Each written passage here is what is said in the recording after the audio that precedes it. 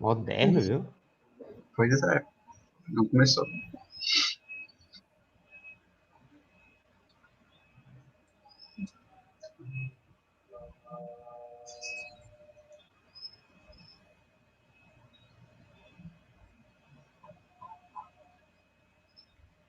Bom dia!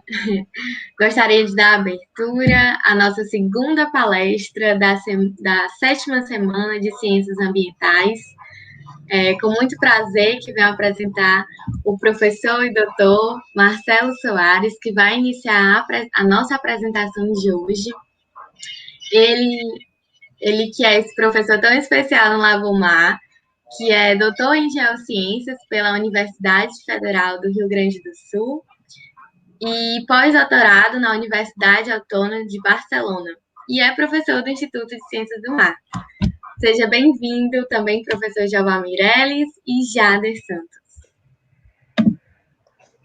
Bom dia, bom dia, bom dia. Me escuta bem, né, Bárbara? Acho que também o pessoal aí que está nessa manhã também, né? Primeiro, agradecer, né, a turma aí das Ciências Ambientais pelo convite, né? Para mim é uma honra estar aqui participando aqui nessa semana com todo mundo, tá certo? Me senti honrado pelo convite. Pode me chamar 1000 vezes que eu venho, tá certo? Também, para mim é uma alegria muito grande estar com esses dois aqui, grandes colegas e amigos, né? O professor Jader Santos e o professor Jeová Meirelles.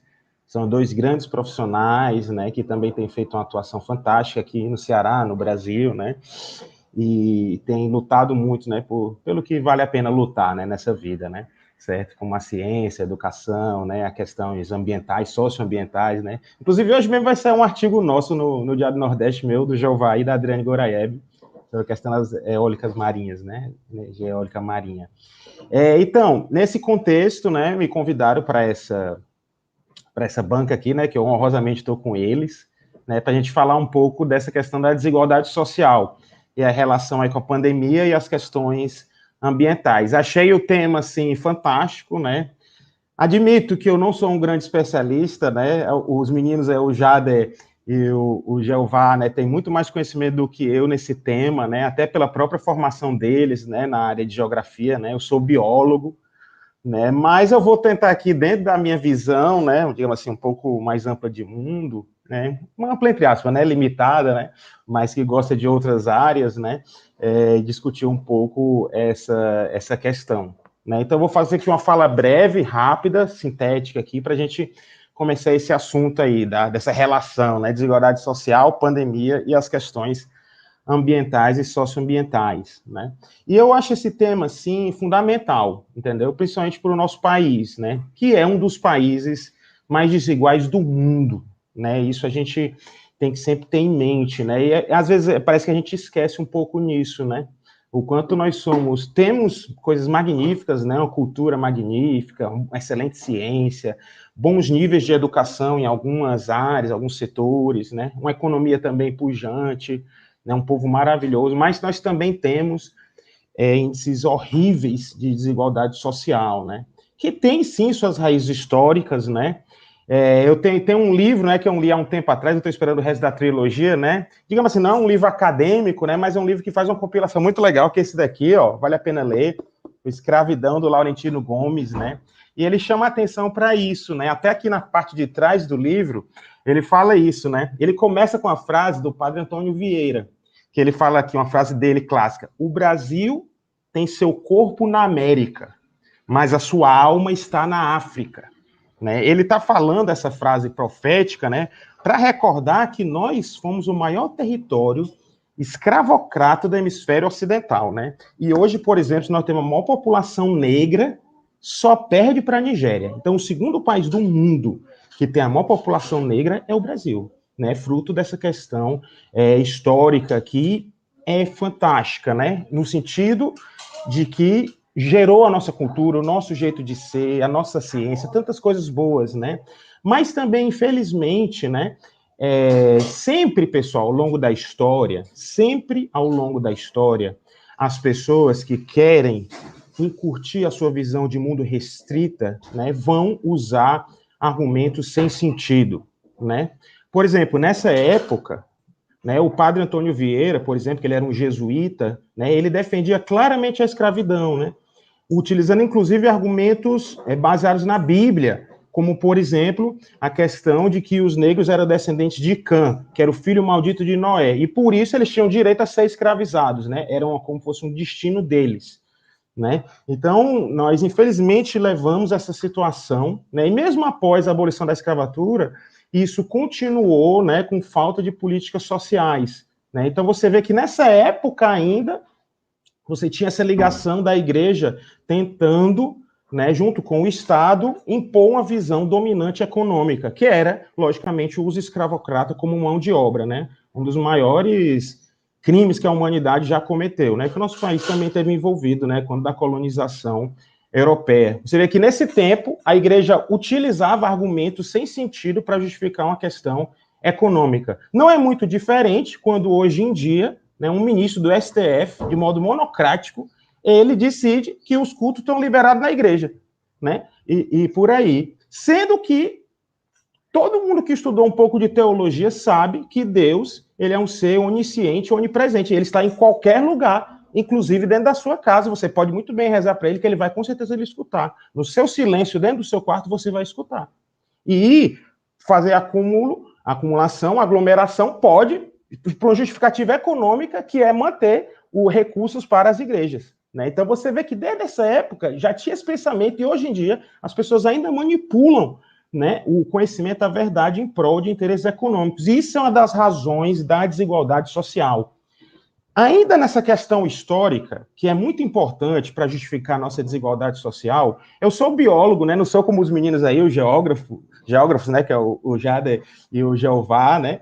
E eu gosto muito do Charles Darwin, sabe, pessoal? Ele foi um dos grandes cientistas da humanidade, certo? Um dos grandes cientistas da humanidade, né? E como biólogo eu tenho que respeitar muito ele, lógico, né? Mas infelizmente, pessoal, da mesma maneira, as pessoas pegaram conceitos do Charles Darwin de modo equivocados, inadequados, e usaram para justificar os seus atos, normalmente de natureza econômica, para uma questão de minorias.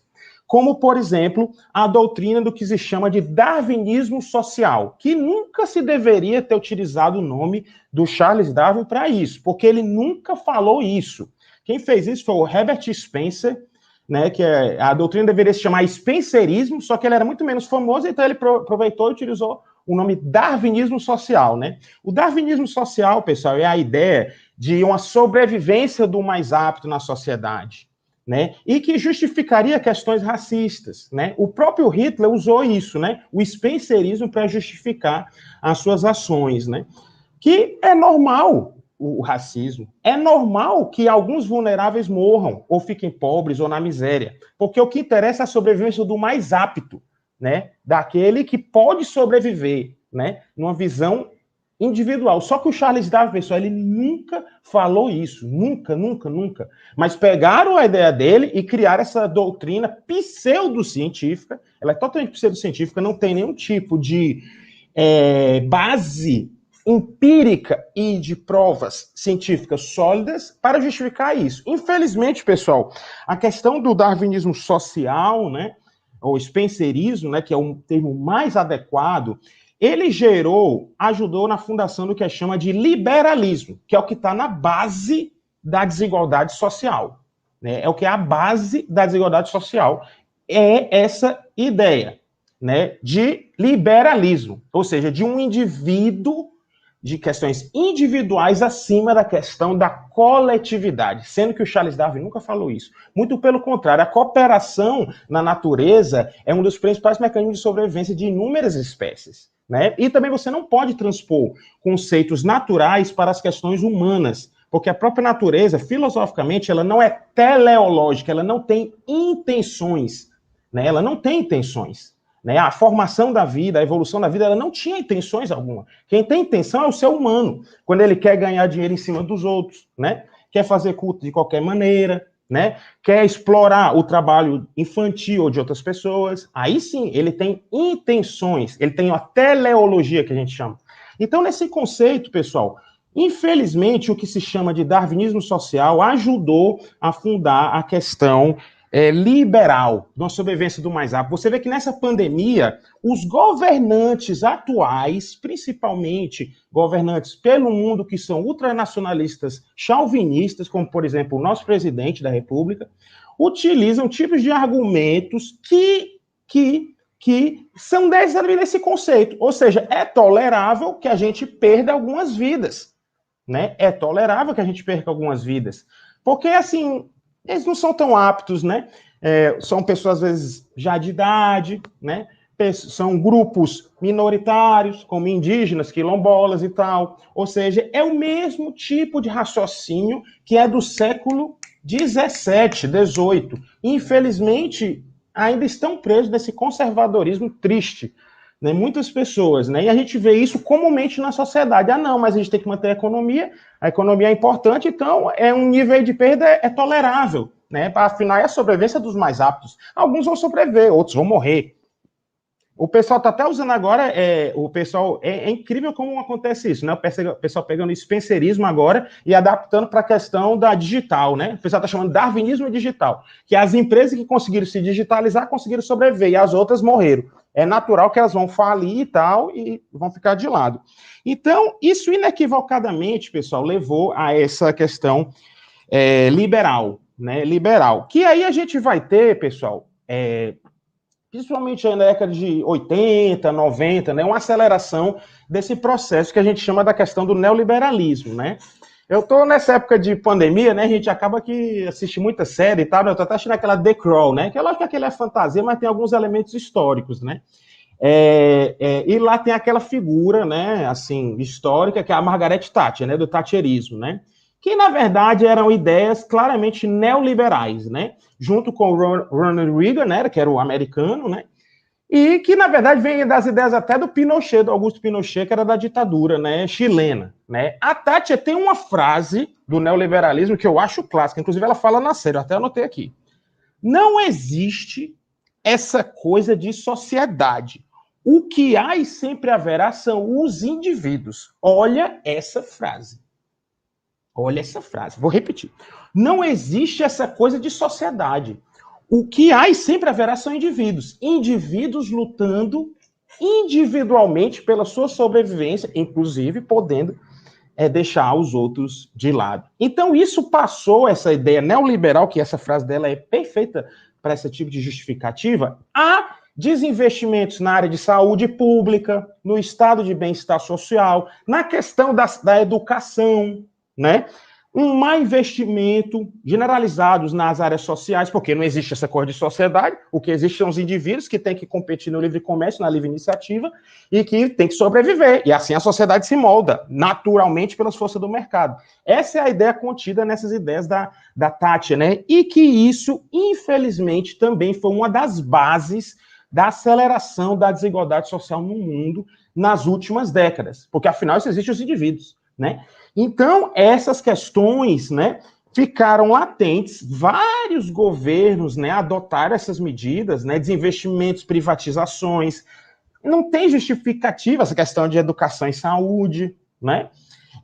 Isso levando, infelizmente, a questões da desigualdade social e da redução do estado de bem-estar social, né, que é um processo que a gente está vendo também no Brasil, né? Sendo que a educação e a saúde sem sombra de dúvida, a única maneira de a gente conseguir melhorar nossos indicadores em prol de uma sociedade mais igualitária, mais inclusiva, né? Então, isso é um ponto imprescindível e fundamental, que às vezes as pessoas se esquecem, né? Falam disso como se fosse uma coisa assim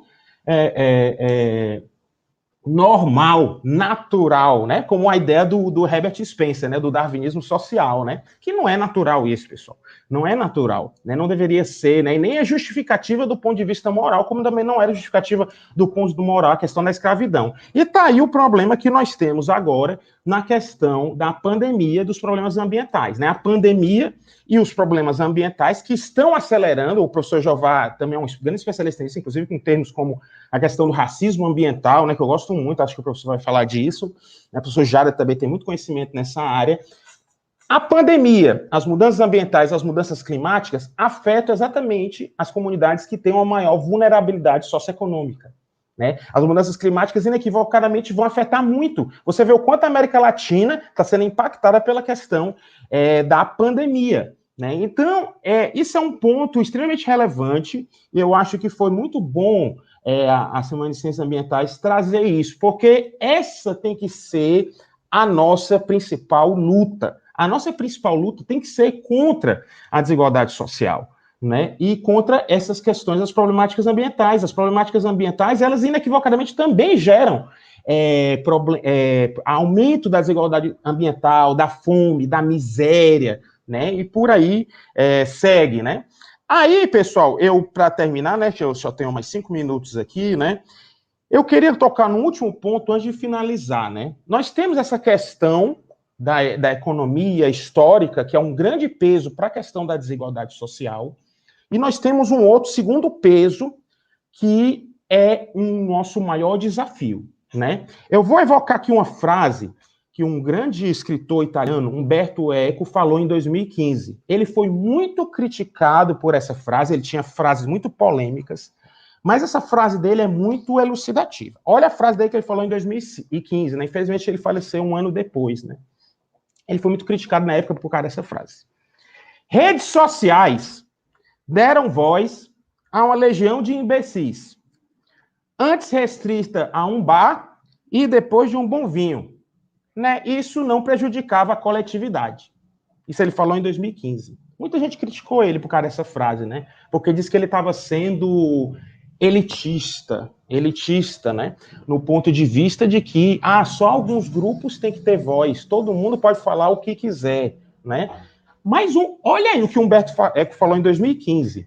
Em somente 6 anos depois do que Humberto Eco falou, 6 anos depois do que Humberto Eco falou, o risco que as redes sociais, a internet, a falta de alfabetização científica das pessoas podia levar a graves problemas democráticos e sociais e econômicos. 6 anos depois, nós tivemos uma ascensão gigantesca da fake news.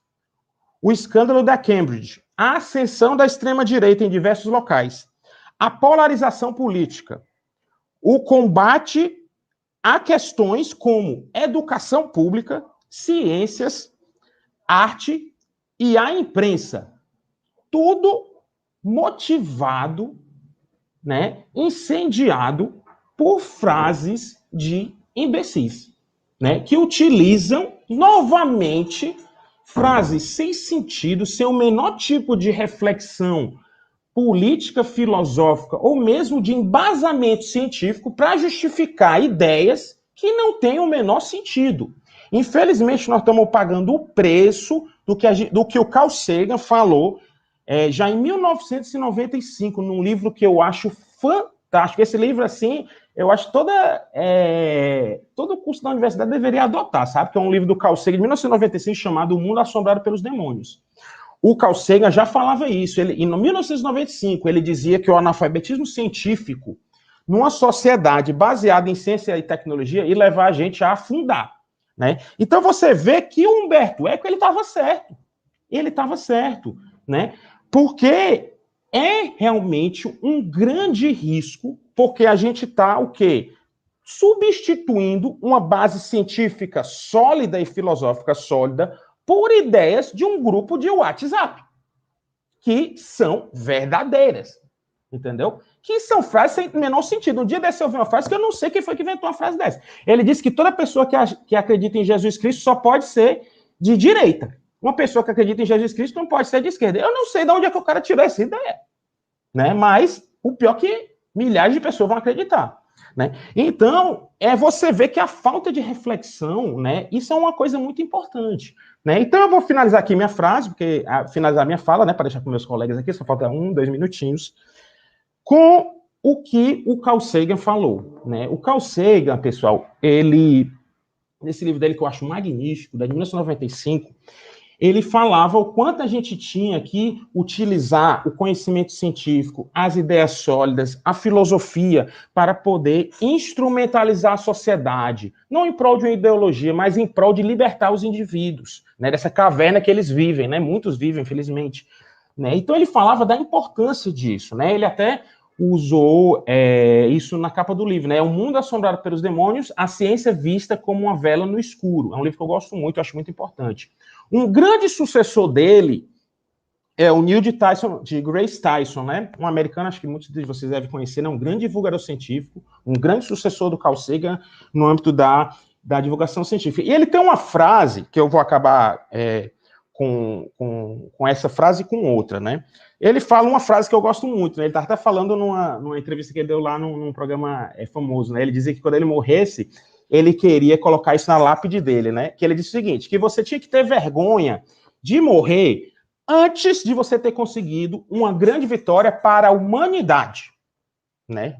Todo mundo deveria ter vergonha de morrer antes de ter conseguido uma grande vitória para a humanidade. Observe como essa frase é linda, né? Ele não está falando uma vitória, como a Tati falou, uma vitória pessoal. Uma vitória pessoal. Ele está falando uma vitória para a humanidade, em termos de melhorar a humanidade, né? Então, eu acho que essa é uma forma de visão totalmente adequada que o Neil deGrasse Tyson falou, que uma delas é o combate à desigualdade social, que é o que o Jader e o Jeová vão explorar mais na próxima fala, né? Isso se relaciona muito com outra frase que eu gosto muito de um outro escritor, que é o Rubem Alves, que foi um dos criadores da teologia da libertação, né? O Rubem Alves eu gosto muito dele porque ele é um revolucionário, né? Ele rompeu com a igreja, rompeu com a universidade também, com a Unicamp, porque a universidade também tem uns problemas graves, viu, pessoal? Né? Então, infelizmente, também tem umas coisas horríveis, né? Existe obscurantismo na universidade, né? Existe jogos de poderes, né? Existe manipulação de poder também, né? Existe todo tipo de coisa. Existe anti-ciência, existe fake news na universidade, você sabe disso. Existe, né? Existe artigo falso, existe várias coisas. Isso vai acontecer em qualquer canto do mundo, né? E o Rubem Alves, ele era um cara que tinha uma visão muito libertária em relação a isso. E o Rubem Alves, ele fala uma frase muito legal, que eu gosto muito de um texto dele, que eu vou acabar assim, que acabou o meu tempo, né? Exatamente nos 20 minutos, que ele vai muito nessa frase do Neil de Tyson Grayson, né? Ele falava assim, que ele tinha um grande sonho, num terreno baldio que ele comprou, que era construir um jardim, né? E ele, depois de muitos anos, ele realizou esse sonho de ser um jardineiro, que ele disse que era o grande sonho da humanidade, do ser humano, deveria ser construir um jardim, né? E ele ficou muito feliz de ter construído aquele jardim, de podar as plantas, de ver aquelas borboletas, aqueles pássaros, né? As belas flores, né? E eu gostei muito dessa frase dele, porque eu gosto muito, eu tenho o meu jardim, né, pessoal, né? O meu pai, ele gosta muito, né, nesse tempo agora que ele tá, inclusive tá doente com a Covid, né? Ele gosta muito de ir lá no jardim dele e tal, respirar, né, porque ele tá com problema de falta de ar, né? E o Rubem Alves, ele falou uma coisa muito bonita, ele disse assim, que existe um dia que você pode ter construído o seu jardim pessoal, mas você vai subir no seu muro e vai olhar lá para fora e vai ver como é que o mundo está, que o mundo não é um jardim, que há feras soltas, lobos soltos, né, lutando individualmente para destruir os outros, né, que é o que acontece. Quando, na verdade, o maior exercício da humanidade, da política, inclusive, deveria ser construir um jardim, né, onde todos pudessem adequadamente conviver junto com a natureza, elementos naturais aí, a metáfora dele, e pudéssemos conviver juntos e todos pudessem aproveitar, e não jardins fechados, onde cada um pode ver do jeito que quer, enquanto os demais estão sofrendo. Então, pessoal, essa é a nossa batalha, né, que é uma grande batalha, a batalha contra a desigualdade social, que eu concordo plenamente. Agora eu vou deixar aí para outros dois grandes mestres, que é o professor Jader e o professor Jeová. Obrigado. Muito obrigada, professor Marcelo. Foi um prazer ter você aqui. E no final, vamos responder as dúvidas, né, que surgirem. Agora nós vamos ficar com o professor Jader de Oliveira Santos, que é doutor em Geografia Física pela Universidade de São Paulo e professor do Departamento e do Programa de Pós-Graduação em Geografia na Universidade Federal do Ceará. Bom dia a todas e a todos. Primeiramente, eu queria agradecer o convite por estar participando da Semana de Ciências Ambientais. Parabenizar a comissão de realização do evento no nome da Bárbara, né, e dizer que é uma grande satisfação poder estar aqui com dois amigos, dois gigantes, né, na verdade, o Marcelo e o Jeová, e embora eles sejam dois gigantes, o que torna mais eles gigantes ainda é a característica pessoal e coletiva desses dois pesquisadores que eu admiro muito. Então, são duas pessoas fenomenais. Eu vou tentar ser breve, tentar cumprir meu tempo, porque, na verdade, quando veio o desafio de falar de desigualdade social, mas meu Deus, falar o que de desigualdade social? Um tema tão amplo e várias possibilidades de abordagem, né? É uma grande dificuldade, né? Ainda mais quando você pensa numa realidade brasileira, como bem introduziu o Marcelo, que é um país fundado em raízes escravocratas e que tem como uma das características principais a manutenção das suas desigualdades duráveis. E essas desigualdades, elas têm um reflexo direto na nossa sociedade, que elas se dão em várias questões, como raça, gênero, sexualidade, religiosidade, dentre tantos outros aspectos. Então, você tem que escolher recortes, né? E, nesse sentido, é importante também falar nessas desigualdades sociais, porque ele ajuda a desmascarar uma falsa crença, né? Uma crença no Brasil como um Brasil igualitário, como um país que é desprovido de preconceitos, onde é um país multiétnico, isso é um fato, a multietnicidade dele, mas que é um país tolerante, que todas as pessoas convivem de forma tranquila. E, na verdade, é interessante que nos últimos tempos, até fazendo um parêntese com o que o Marcelo já falou, até as próprias redes e mídias sociais, que levaram a vários fenômenos terríveis para a humanidade, né, trumpismo, bolsonarismo, todos os ismos possíveis, ele traz um aspecto ativo, né, trazer essas questões para a tona, porque você começa a combater essa fake news, né? Talvez essa seja uma das maiores fake news do Brasil, né? Que o Brasil é um país plural e que, na verdade, ele respeita todos e que não é um país que sabe lidar muito bem com preconceito e discriminação, né? Então, essa é uma das questões fundamentais de tratar na desigualdade social. Mas, até pelas considerações que foram apresentadas e pela abordagem que o João vai dar também, eu resolvi fazer um recorte. E o meu recorte vai se dar aonde? Onde a desigualdade social se manifesta? Como ela pode se materializar num território? Né? Então, vou tentar abordar como grupos sociais podem ser atingidos de forma diferente em função das desigualdades. E eu vou utilizar como elementos algumas variáveis que podem ser relacionadas, como, por exemplo, a vulnerabilidade social, mas que tipo de vulnerabilidade, as questões ambientais, que a perspectiva, por exemplo, do racismo ambiental, que o Jeová poderia falar, se for esse o enfoque que ele vai tratar hoje, e vários aspectos que permeiam a nossa sociedade, tá? Então, aqui eu vou passar os slides rapidamente, porque como a apresentação vai ficar gravada, se alguém tiver alguma necessidade de visualizar, depois pode assistir o vídeo e dar um print na tela, né? Enfim, essas avaliações se dão pelo quê? Contextos vulneráveis, a partir de uma diversidade de fatores. A primeira coisa que a gente tem que entender, eu vou fazer um recorte territorial para mostrar essa vulnerabilidade, e de uma forma didática, até para exemplificar um contexto que a grande maioria dos ouvintes tem, trabalhar num território que é de conhecimento da grande maioria, que é o território da cidade de Fortaleza. Para isso, a gente tem que entender como se dão, como se articulam, como se produzem os problemas ambientais urbanos, né? Que eles são, na verdade, as maiores evidências das desigualdades sociais, tá? E para eu entender isso, eu preciso não somente entender a mecânica dos processos, as relações fisiológicas entre o clima, relevo, solo, enfim, tudo aquilo que nós que temos essa formação mais ambiental, por assim dizer, por área de atuação, não tão em ciências humanas, mas com o pé lá afincado, por exemplo, a geografia é uma ciência humana, de fato, né, assim classificada. Como é que a gente vai poder entender, para além dessa mecânica desses componentes? Ele se dá onde? Pela essa relação entre sociedade e natureza. E como essa sociedade se relaciona entre si com o meio que a envolve. Tá? Nesse sentido, faz-se um recorte para tentar entender o conceito da vulnerabilidade. Por quê? Porque a vulnerabilidade, ela está associada sempre a grupos sociais.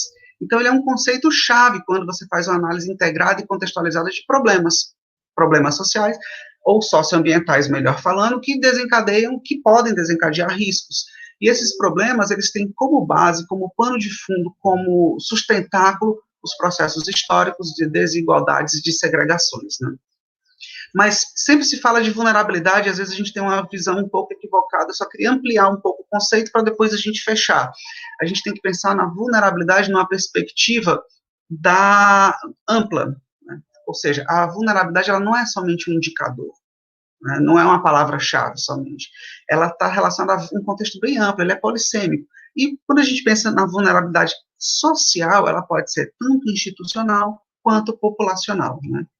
A populacional é o que comumente é tratado. Ela trata de grupos específicos que se encontram em determinados territórios, que eles estão ali segregados ou não, né? Então, ele é um fenômeno. E a principal característica dela é a fragilidade para se recuperar mediante uma situação de desastre, né? Ou enfrentamento de riscos. Então, é uma pouca adaptabilidade. E aí eu sempre tenho uma perspectiva de chamar a atenção para esse conceito de adaptabilidade, para não se remeter aos conceitos e às teorias, não sei nem classificar as teorias como o Marcelo colocou, né? Darwinismo social, o thatcherismo e assim vai, todas essas perspectivas. Então, não é somente um grau de maior exposição, é a consideração de processos históricos que concentram poderes políticos, econômicos, sociais, culturais e religiosos. Hoje isso está muito em voga. Mas também nós temos que considerar a vulnerabilidade institucional das instituições. Eu não quero entrar nesse detalhe, mas a gente sempre acaba falando, quando você tem instituições que são relativamente fortes e bem estruturadas, você ajuda a sociedade a enfrentar turbulências, né? Então, nós podemos perceber que, desde mudanças de governo, que tentam desmontar os aparatos, como tentaram fazer isso, por exemplo, nos Estados Unidos, mas as instituições eram um pouco mais fortes, mesmo sendo uma sociedade mais liberal do que a brasileira, a priori, você conseguiu manter essa instituição. E no Brasil, não, há um processo sistemático de desregulamentação e de desmantelamento.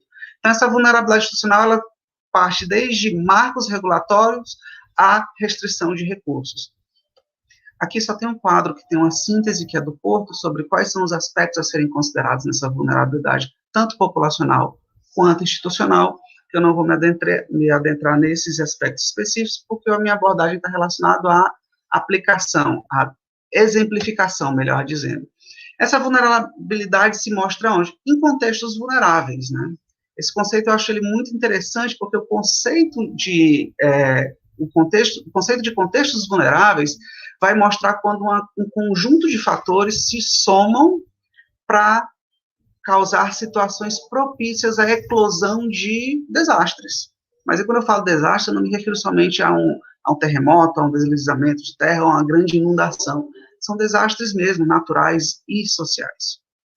E aí, a partir disso, eu vou mostrar alguns exemplos como esses contextos, esse conjunto de fatores, alguns deles, evidentemente, podem se manifestar no território e atingir diferenciadamente a população. Aí entra na seguinte questão.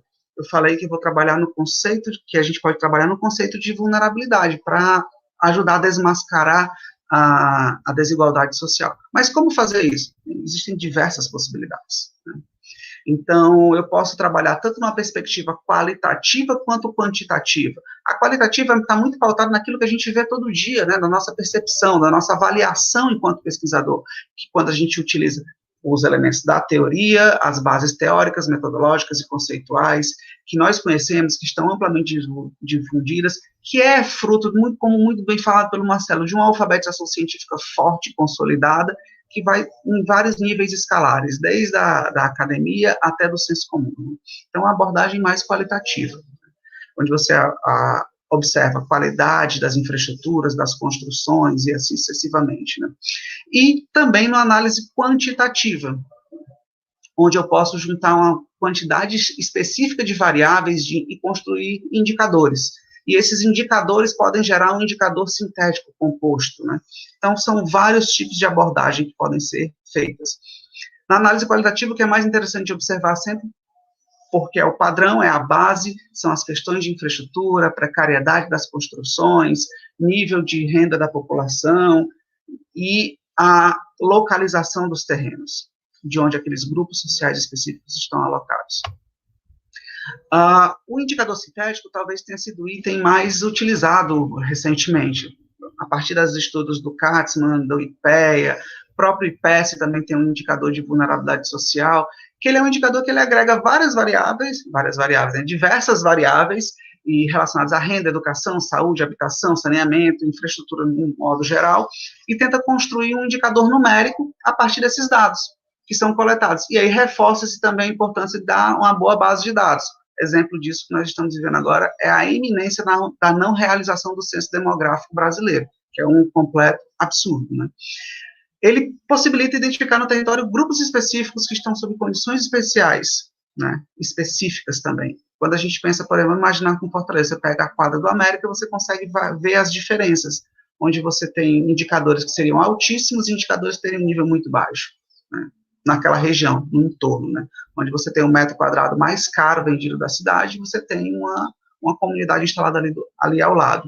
Mas ele também apresenta limitações, porque é impossível você captar toda a totalidade de informações, de diversidade de questões da sociedade através de um indicador numérico, porque ele é um resultado de algumas variáveis, e essas variáveis simplesmente não conseguem refletir tudo. Mas, por vezes, nós temos que utilizar, porque é o melhor mecanismo que nós temos para chegar em algumas respostas. Então, aqui apresenta algumas pequenas limitações à utilização do indicador sintético. E aqui um exemplo de aplicação, né, onde você vai organizar todos esses valores, calcular dispersão, poder discriminatório, enfim, várias. Você pode fazer uma análise fatorial, enfim, você vai fazendo análises a partir da metodologia da fundamentação que você escolhe, e aí você faz recortes, né, onde você faz uma classificação, hierarquização, que seria uma vulnerabilidade baixa, média, elevada ou muito elevada. E aí você vai considerando. Aqui eu trago um exemplo de propósito do ano de 2000, né, onde você traz a população vulnerável de Fortaleza, né, onde você tem uma vulnerabilidade muito elevada de 168 mil pessoas, isso em 2000, tá? E quando você vai numa vulnerabilidade muito elevada, é de 561 mil pessoas. Você tinha aproximadamente 2,5 milhões de habitantes, e você tinha 600 mil pessoas vivendo em situação de vulnerabilidade elevada, ou muito elevada. Evidentemente que se nós considerarmos esse valor atualmente, né, até porque é interessante você não ter um censo, uma perspectiva não de Estado, mas de política de interesses, é até interessante você não ter um censo porque não denuncia o desastre social que está ocorrendo no Brasil, né? Não só efeito da pandemia, né, que já vem sendo construído ao longo de pelo menos uns 5 ou 6 anos. Isso se manifesta territorialmente. Aqui, ó, é o mapa de Fortaleza, quando você considera essa vulnerabilidade. E aqui, rapidamente, você vai ver que as áreas verdes são as áreas que têm baixa vulnerabilidade social, e as áreas em vermelho, naquela gradação de cor, quanto mais forte, mais intenso, são as áreas de maior vulnerabilidade, né, de vulnerabilidade social muito elevada. Então, vamos tentar, até para não estourar o tempo, vamos tentar guardar esse mapa, onde estão essas porções territoriais mais vulneráveis, ou vermelho acentuado. Você vê que uma grande concentração ao longo do Maranguapinho, né, na franja meridional da cidade, e aqui na região da Sabiaguaba, enfim, Sapiranga, e você também tem aqui ao longo do rio Cocó. E a grande aldeota, Meireles, uma grande área de situação social relativamente confortável. E o que é interessante é você associar, sobrepor aquele mapa de vulnerabilidade com o próprio zonamento urbano da cidade, né? Quando você vê o zoneamento da cidade, no seu plano diretor, onde você tem a zona de ocupação consolidada e a zona de ocupação preferencial, as zonas de ocupação preferencial, que são as áreas dotadas de mais infraestrutura. Então, são justamente as áreas onde, teoricamente, são necessários menos investimentos, uma quantidade menor de investimento para adotar essas áreas de infraestrutura, porque já existe água, esgoto, sistema de transporte, e assim sucessivamente. Então, a ideia é você fazer uma cidade compacta, distribuindo melhor os recursos em áreas adensadas. E você tem essa grande porção oeste, que é quase toda a porção oeste da cidade, que é a zona de requalificação urbana. Ela foi dividida em função de algumas características, e nessa área, o nome já está dito, na legislação municipal disse o que, olha, os investimentos prioritários devem ser nessa área, onde eu tenho que dotar de infraestruturas, equipamentos urbanos para melhor requalificá-las. E coincide com o quê? Com as áreas mais vulneráveis. E aqui nessa grande área verde é a macrozona de proteção ambiental, que são áreas que têm uma característica ambiental mais específica e que requerem um cuidado maior. Abre aspas, seriam as APPs e as áreas que são mais sensíveis, entrando também algumas unidades de conservação.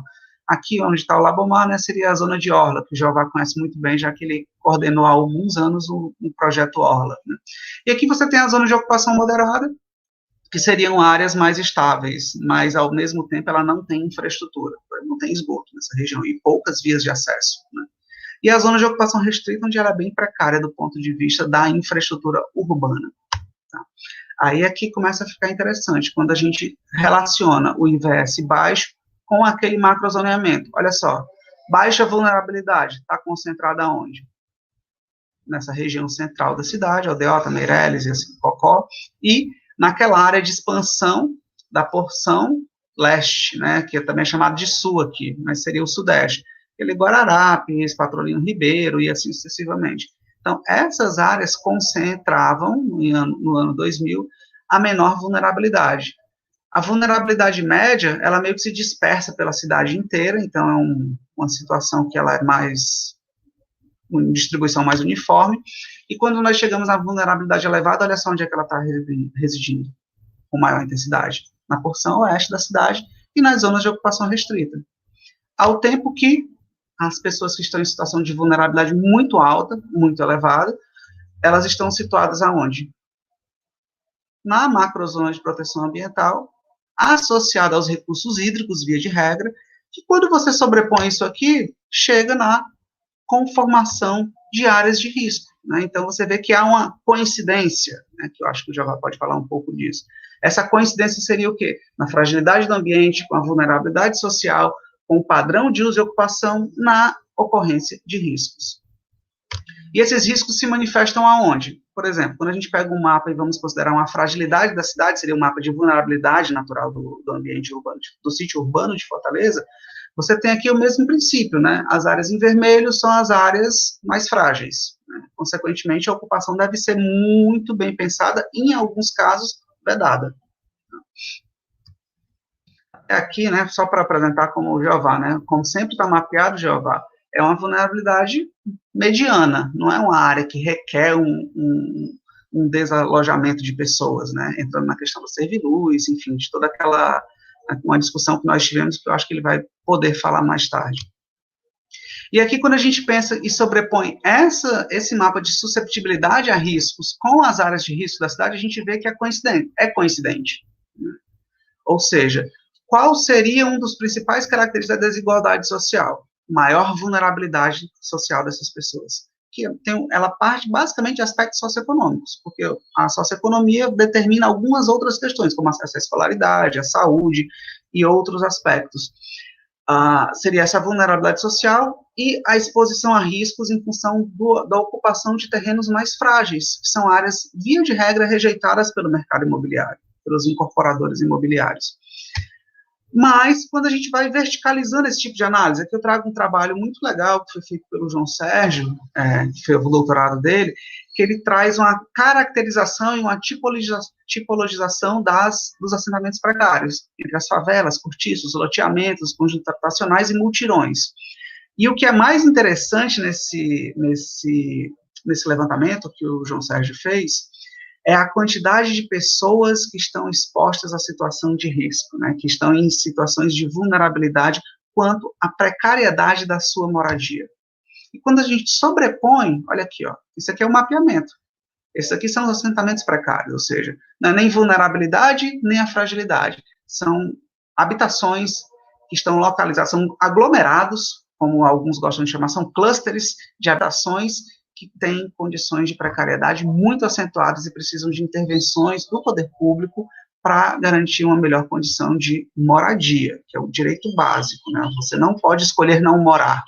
Na pior das hipóteses, você até pode almoçar um dia sim, um dia não, numa situação de extrema precariedade, mas você não pode não morar, você precisa de um lugar para residir, que talvez seja o problema mais que salta aos olhos, mais deflagrante da desigualdade urbana. Né? E aqui a sobreposição desses assentamentos com as fragilidades. Essa área mais escura são as áreas mais frágeis, e aqui esses polígonos representam os assentamentos precários.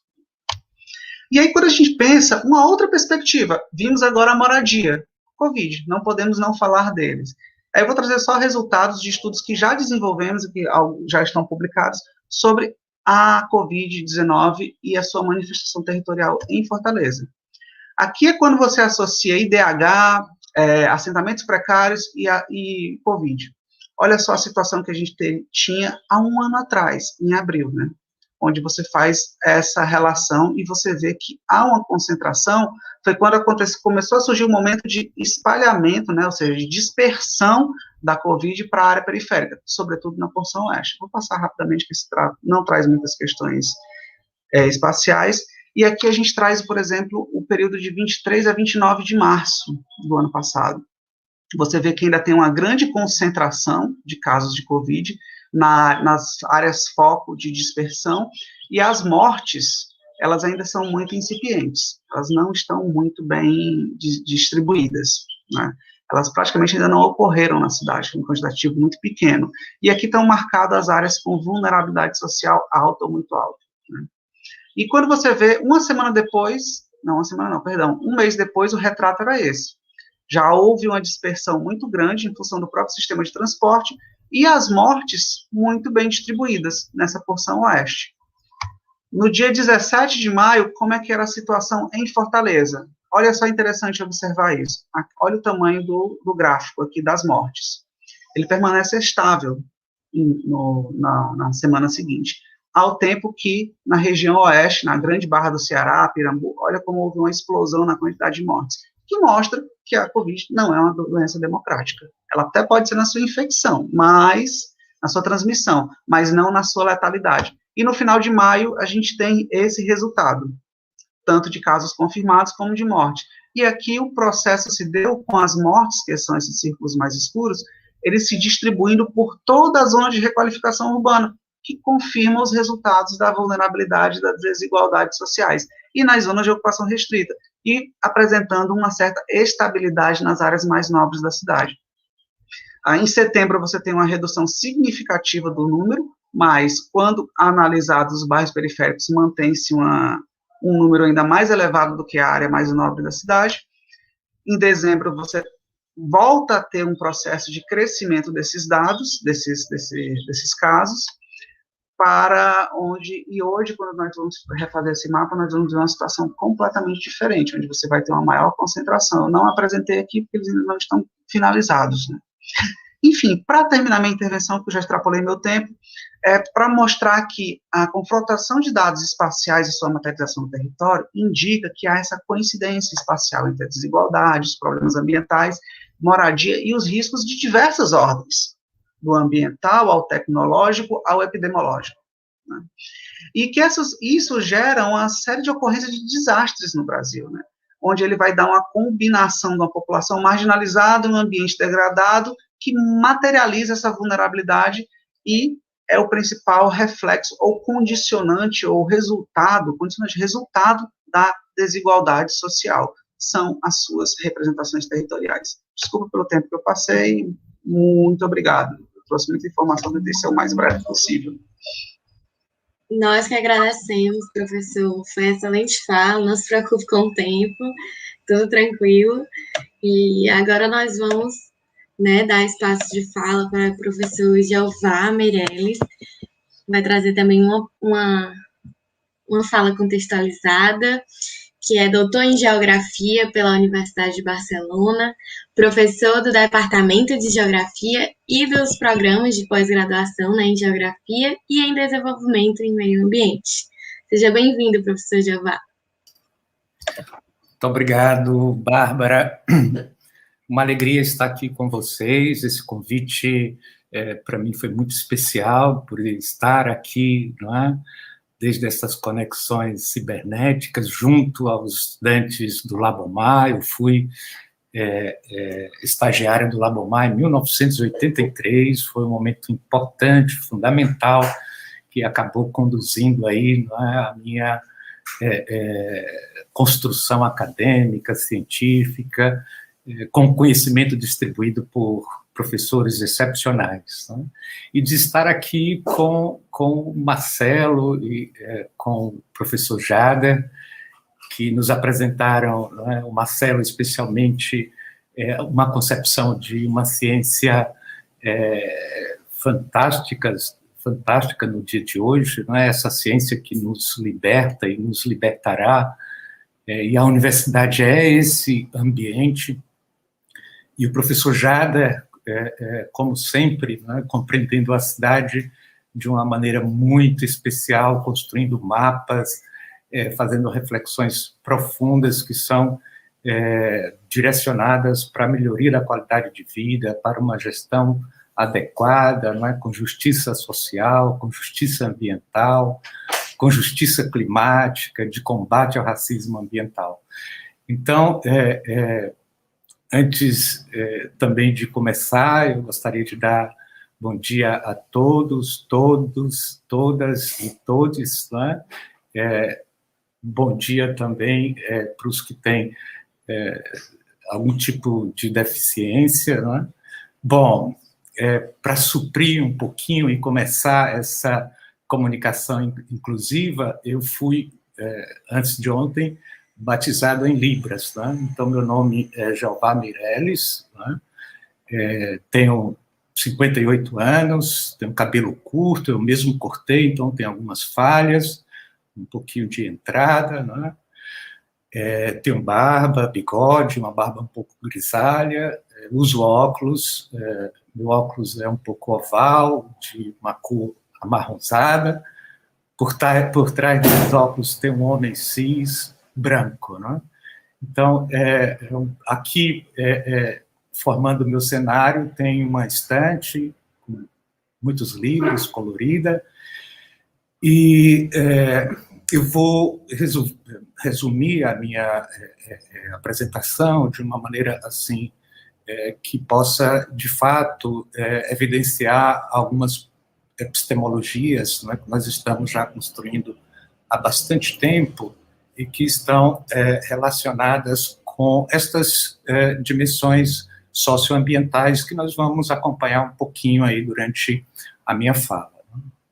Então, nós vamos tratar de aspectos do ponto de vista geomorfológico, sou especialista em dinâmica costeira, e como estes conhecimentos podem proporcionar também reflexões relacionadas com a dinâmica espacial, territorial, não é, da nossa cidade, da região metropolitana de Fortaleza, e vamos, na primeira parte, apresentar algumas dessas definições que constroem a base das nossas pesquisas. A primeira é a de justiça ambiental, não é?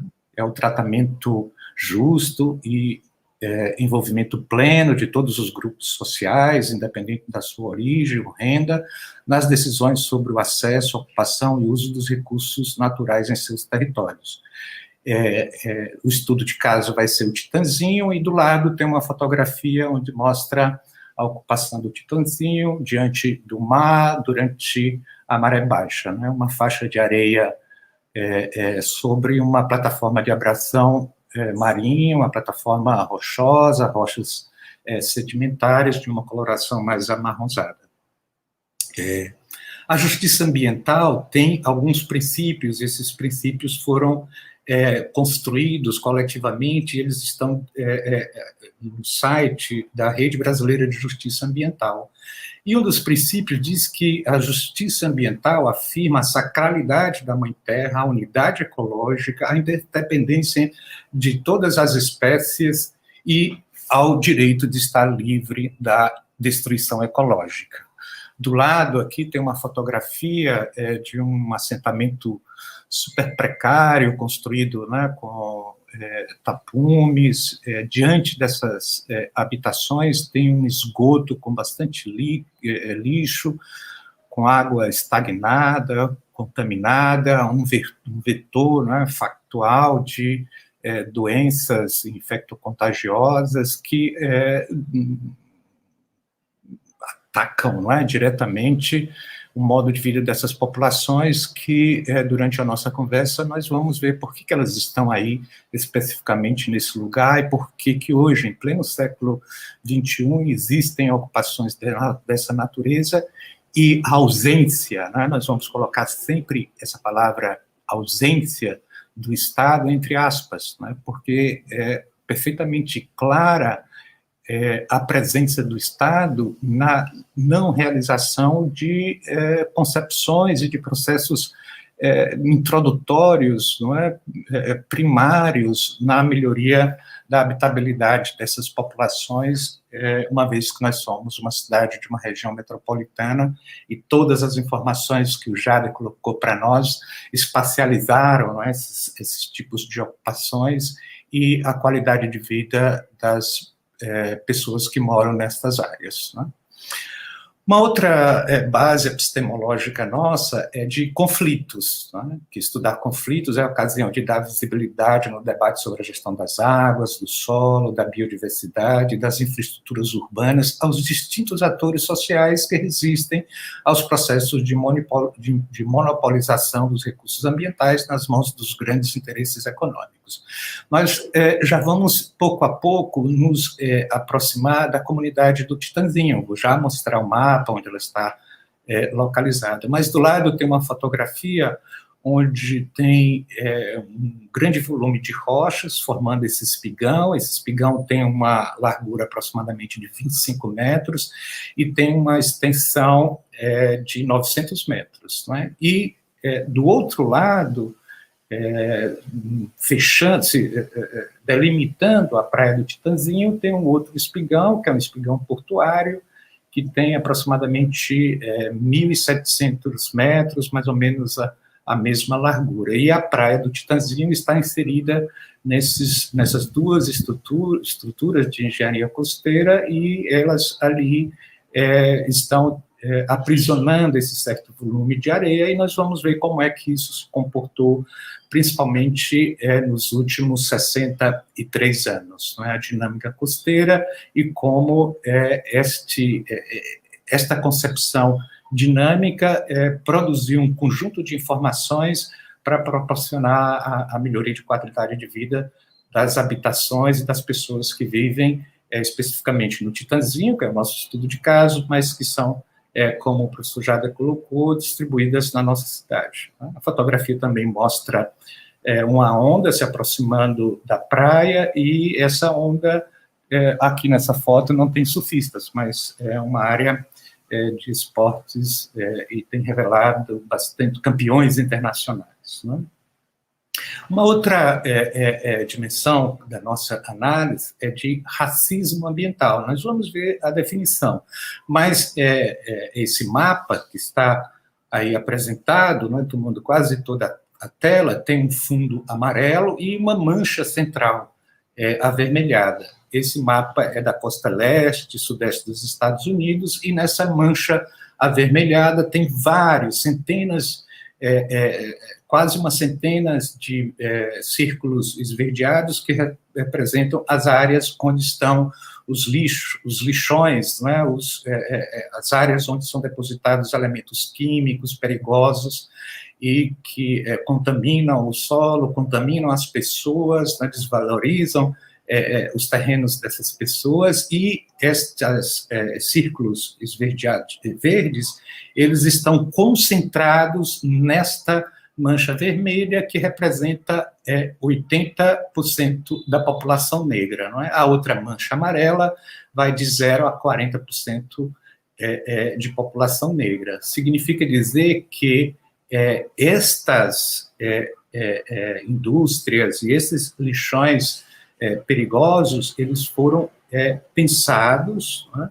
Foram analisados do ponto de vista, mais especificamente aqui, para não tratar de outros, quais as populações que habitavam nesse lugar, e destinaram estes equipamentos à área vermelha central, com a ocupação de até 80% da população negra, né?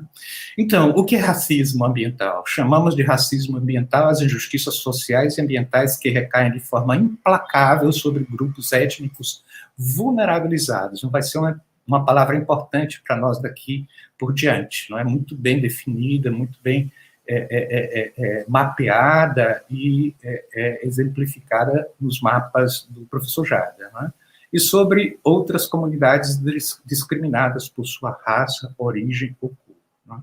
Então, outros exemplos de racismo ambiental, os grandes complexos industriais e portuários. O complexo industrial e portuário aqui do Pecém está sobre a terra indígena Anassé, e ali eles pretendem tirar Imaginem, 3.700 litros de água por segundo do aquífero livre para alimentar indústrias poluidoras, né, que acabam incrementando bastante, né, as emissões de dióxido de carbono, alterando o clima regional, o clima local e proporcionando doenças, né, contaminação do ar, da vegetação e das pessoas, e o que as comunidades dizem, porque nós acompanhamos esse conflito, que estão roubando a água das cacimbas, a água das áreas úmidas, onde eles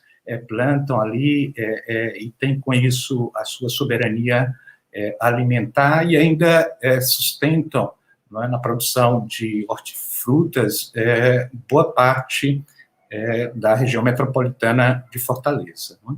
Então, a conclusão é de que a cor da pele e a ancestralidade foi percebida como a variável mais potente na predição de onde as instalações, aterros de resíduos perigosos eram localizadas. Essa pesquisa foi feita por um sociólogo negro norte-americano, Robert Bullard, que eu tive o prazer de conhecê-lo quando participei do primeiro seminário nacional de combate ao racismo ambiental. O segundo seminário foi aqui na cidade de Fortaleza.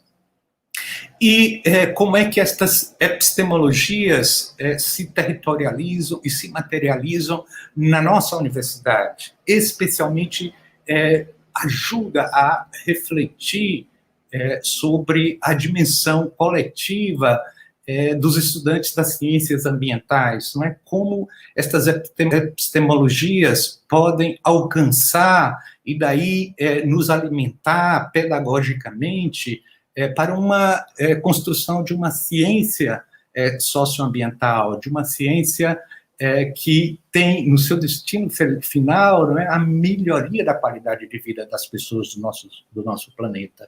Então, está mais do que já comprovado, existem milhares de publicações nessa direção, que o conhecimento acadêmico com o conhecimento popular, eles aprofundam os processos de gestão, politizam as pessoas, não é, ampliam a necessidade de ações mais pontuais, agora sem deixar de fazer essas conexões que o Marcelo fez para nós, né? De onde estão, quem produz, onde estão, quem produz, por que essas populações estão aí, onde está o racismo ambiental, onde estão injustiças hídricas, injustiças climáticas. Então, são estas perguntas que nos impulsionam a estudar os conflitos por conta da instalação das energias da energia eólica, necessária, importante, fundamental, mas como, em que lugar, quais os conflitos, produz quais colapsos nos serviços ecológicos, nos serviços socioambientais que estruturam o modo de vida dessas populações, que tem uma relação direta conosco que vivemos nas cidades, nas regiões metropolitanas. Né?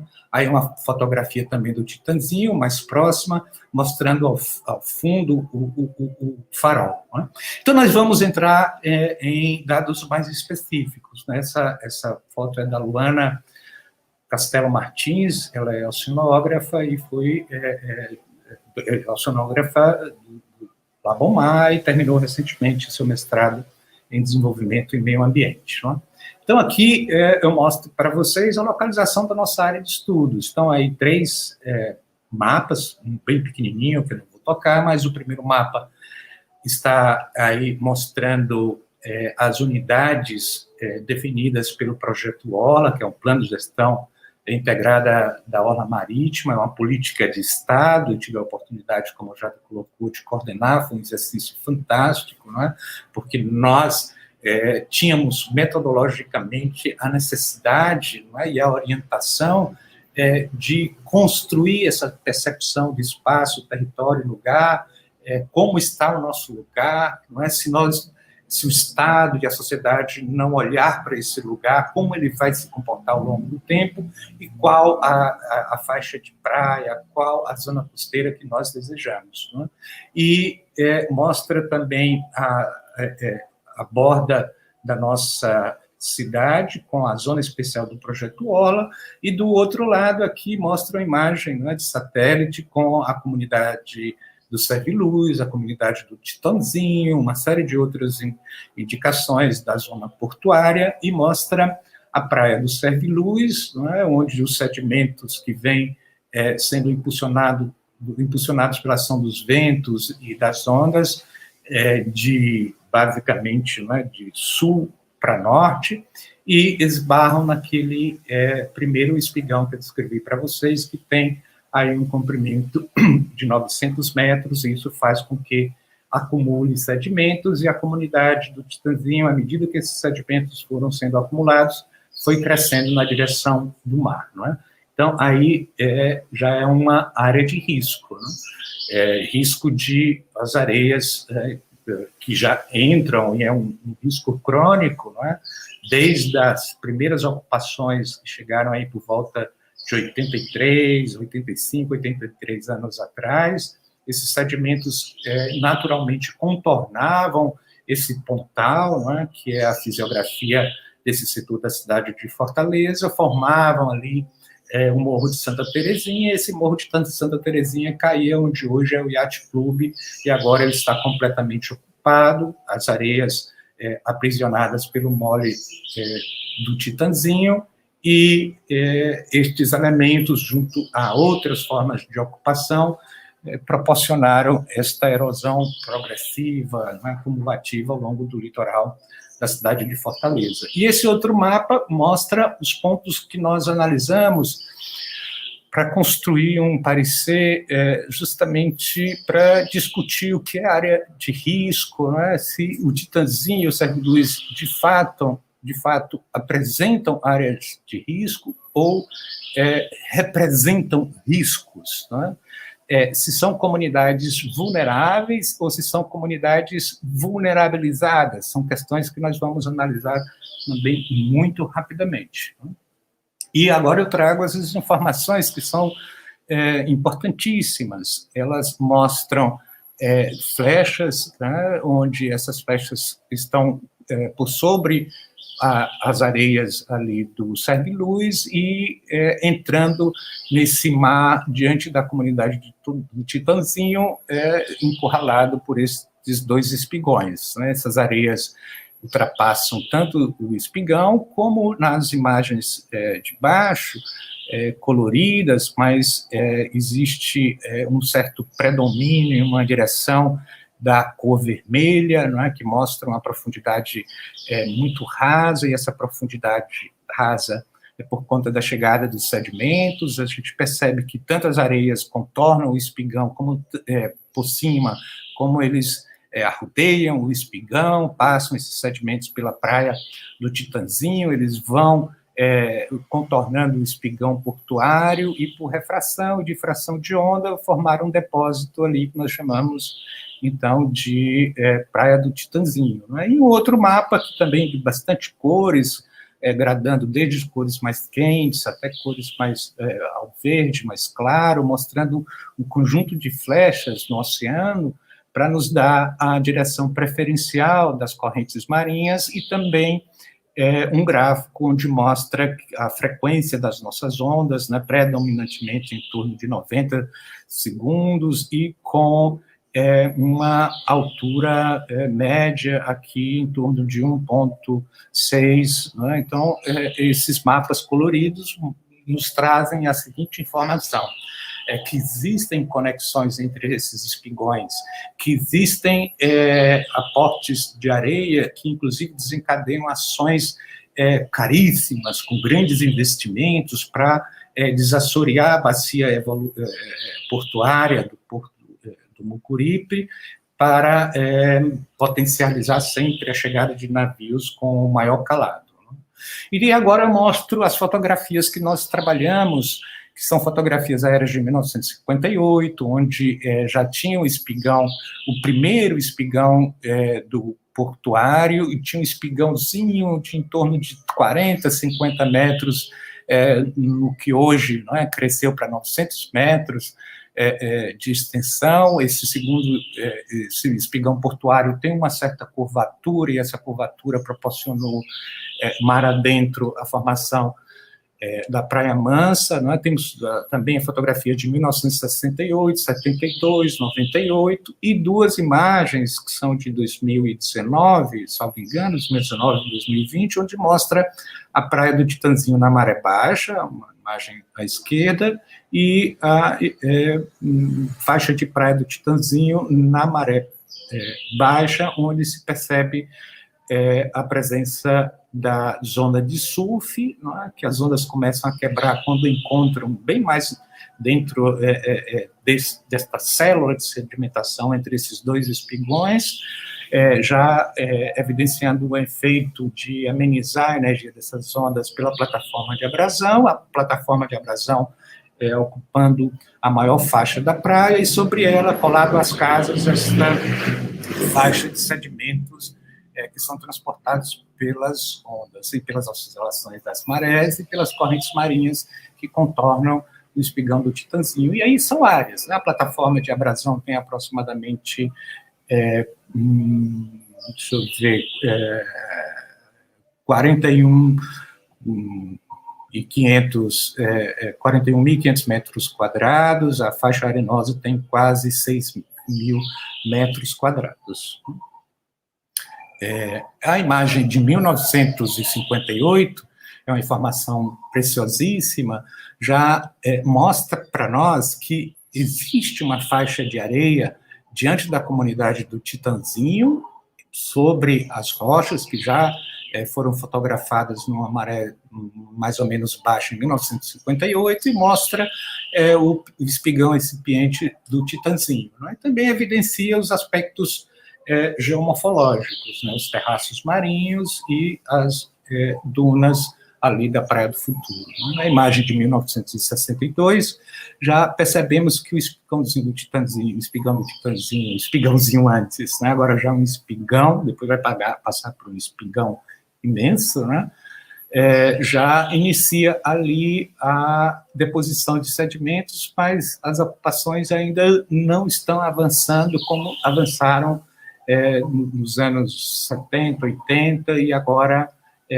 consolidadas com um aumento progressivo da ocupação desse setor do litoral, que é chamado de serviluz. Estas imagens, elas mostram para nós que esse setor, entre os espigões ali do Titanzinho, sempre se manteve desde do início das ocupações. O porto começou a ser construído em 1936, 36 ou 39, acho que foi em 1936, já tinham ocupações ali naquela área, não é?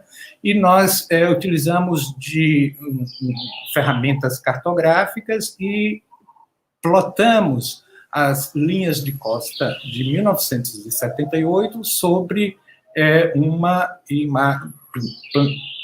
plotamos a linha de costa de 2018 sobre a linha de costa de 1978. Né? Nós, então, percebemos que a linha de costa ali do Titanzinho praticamente não se alterou, e a deposição dos sedimentos continuava, e de 1978 até 2018, a outra imagem é de 1978 sobre uma imagem de 2020, onde se percebe claramente que este setor de praia, que eu esqueci de dizer, na maré baixa tem 414 metros de largura, e na maré alta e na maré baixa 663 metros de largura. E estas imagens, factualmente, mostram que esta área não está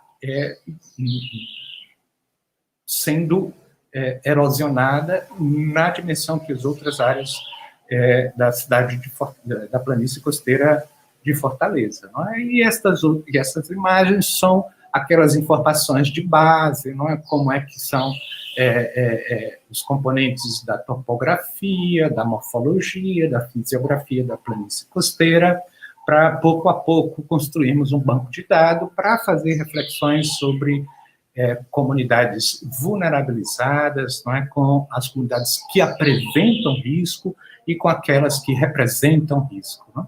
Então, essa outra imagem mostra a evolução da faixa de praia e já nos traz uma preocupação. A ocupação da planície costeira dos municípios da costa leste cearense estão muito provavelmente sendo intervidos de modo a proporcionar colapsos de areia numa dimensão de alterações do clima que proporcionou já que proporciona, né, uma subida média do oceano em torno de 3,6 milímetros ao ano.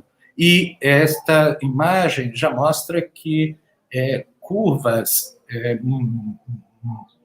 mais atuais estão se igualando ou se sobrepondo a curvas da linha de costa no Serviluz em imagens mais antigas. Já nos aponta, estamos pesquisando sobre isso, uma diminuição no aporte de sedimentos nesse setor. E nós pegamos, então, a informação da Prefeitura Municipal de Fortaleza, que definiu o Titanzinho como área de risco. E a área de risco nós estamos fazendo justamente isso agora, não é? Sim, ali apresentam riscos, mais uma vez, entre aspas, pela ausência do Estado, por conta da precariedade do saneamento básico, da precariedade em programas, em projetos educacionais, culturais, né? Da ausência de monitoramento ambiental, socioambiental, de construção de um banco de dados que, de fato, caracterizem a dinâmica progressiva que está orientando a Prefeitura Municipal de Fortaleza a definir essa área como de risco e construir uma estrutura também administrativa para retirar essas populações e substituir ali aquela área por projetos gastronômicos, não é? Porto da Aldeia, Parque do Farol, uma série de estaleiros, não é? Então, elas, de fato, apresentam riscos, não é? Mas representam riscos para o capital imobiliário, para a indústria da construção civil. Então, aí, nós já estamos fazendo a conexão. São comunidades que iniciaram com comunidades de pescadores, né? Pescadoras, que tinham uma relação com a construção do Porto do Mucuripe, foram polarizadas para esse lugar por conta desse aspecto, e ali tinham uma relação de sócio-biodiversidade que emanava da planície costeira e começaram, então, a desenvolver as suas atividades coletivas, né? Moradias, grupos de diversas ordens, associações, e sempre distanciadas, não é, da presença do Estado para atacar o que de risco apresenta para essas comunidades. Não é? Mas nós vamos ver que, de fato, o risco, o maior risco é aquele que estas comunidades, não é, representam para especulação imobiliária. E como nós construímos estas conexões entre o conhecimento tradicional, conhecimento acadêmico, foi através de uma cartografia. Não é? Vocês viram que Bulla disse para nós que o mapa é um instrumento de poder, ele caracterizou uma área para ocupar indústrias poluidoras, e essas indústrias poluidoras estão francamente sobre os bairros, as cidades de ampla população do povo negro. Não é? E nós começamos a construir, junto com o professor Jada, com o professor Adriane, com o nosso programa de pós-graduação, uma nova metodologia, uma nova dimensão de representar essas espacialidades, não naquela concepção do mapa relacionado com o poder do Estado, mas sim um mapa enquanto instrumento de poder decolonial, né, de enfrentamento a essas hegemonias, né, de grandes indústrias, do desenvolvimento, dos polos gastronômicos, né, que estão relacionados com a remoção compulsória dessas populações e a territorialização do capital imobiliário. Então, esse mapa, para nós, mostra, agora aqui eu estou mostrando a legenda, uma série de territórios, como as primeiras casas do Titanzinho, como a mobilização comunitária com áreas de lazer, esporte de ruas, cinema de rua, futebol de praia, os corais, as escolas de surf, as barracas de praia, os corredores de serviços, os corredores culturais, território de pesca e soberania alimentar, pesca submarina, redes de pesca, pesca da lagosta, pesca de jangadas e barcos, e mostra também as demandas por saneamento, por esgotos, para suprimir os pontos de lixo, a poeira de brita que vem de uma indústria, não é? Os locais de urbanização, não é?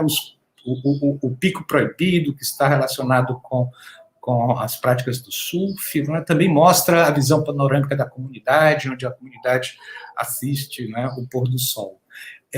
Na realidade, esta cartografia ela foi construída a partir dessa concepção de território destas populações como um instrumento de embate, né, de resistência e de negociação e de proposição de um território que estas populações pensam e que, de fato, apresentam riscos, mas esta concepção de cartografia demonstrou que a comunidade tem a dizer para nós que o de fato é que eles estão representando risco para a territorialização destes empreendimentos de concepção hegemônica. E isso traz para nós profundas reflexões de como planejar esse território e construir concepções de devires, né? Devir Titanzinho, devir ciência socioambiental, devir justiça urbana, justiça social, e o devir planejamento plural, não é? Onde ali se definem, por exemplo, patrimônios, não é? O porto, a ilha, a Praia Mansa, o farol do Mucuripe, e nós, junto com o Labocart, que é o Laboratório de Geoprocessamento e Cartografia Social, onde lá elaboramos mais de 90 cartografias sociais, vem territorializando estes conflitos a partir dessa percepção de território, nessa conjunção entre ciência acadêmica e ciência popular. Nós estamos construindo uma abordagem chamada de epistemologia dos manguezais, não é?